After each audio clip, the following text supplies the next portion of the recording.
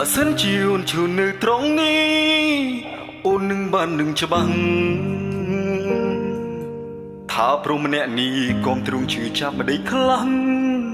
ពេលអូនចាក់ចេញអូនថាត្រូវការ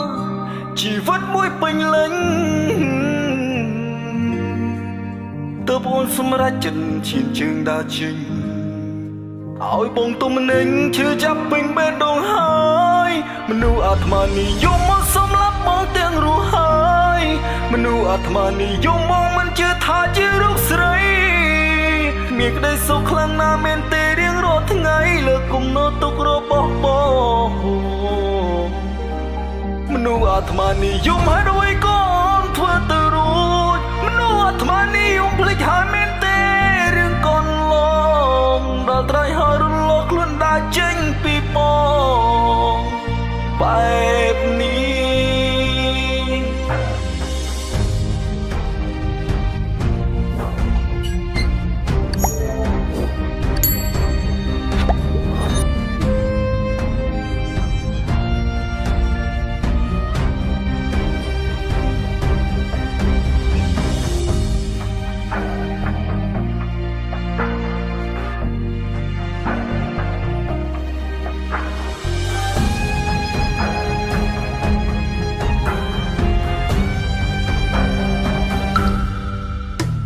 បើសិនជាអូនឈឺនៅត្រង់នេះ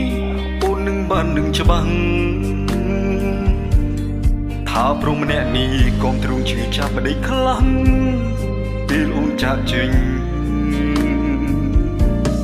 អូនថាត្រូវការ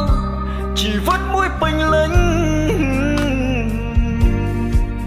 ទើបអូនសម្រេចចិត្តឈានជើងដើរចេញឲ្យបងទុំនឹងឈឺចាប់ពេញបេះដូងហើ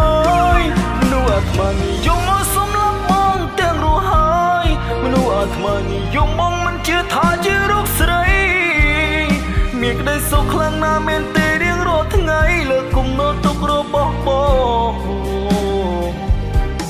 មនុស្សអាត្មានិយមហើយរួយកូនធ្វើទៅរួចមនុស្សអាត្មានិយមភ្លេចហើយមែនទេ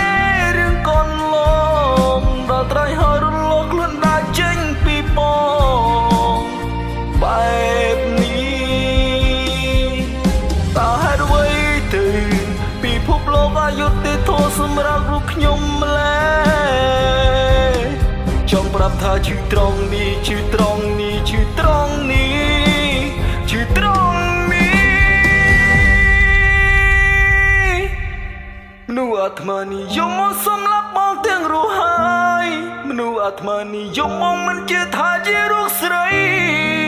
មានក្តីសុខខ្លាំងណាស់មែនទេរៀងរាល់ថ្ងៃលើគំនោទុករបស់បង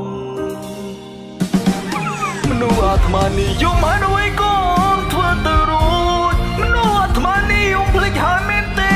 រឿងកូនឡងដល់ត្រៃហើយរលកខ្លួនដើរចេញពីបងបែបនេះដល់ត្រៃហើយរលកខ្លួនដើរចេញពីបងបែបនេះ